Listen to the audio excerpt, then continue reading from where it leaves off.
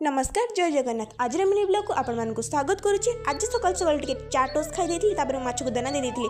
आज मोर गोटे माछ मरगला मो मन बहुत दुख किसी कहीहबनी। मु खाई ब्रेकफास्ट ये आसी जाते वाशिंग मशीन रिपेयर करने गोटे अंकल बहुत घर गंदी होता सफासफी करके बस पढ़िया बसती ही माँ डाकीदेला सेपटे आसे रोसे करे तो मुझे जाइली रोसे करी।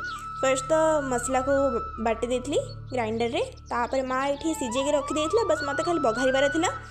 आउ मु पंचु फुटण सब मसला जहाँ सब दरकार से सब पकईकी मसला बघारी देती।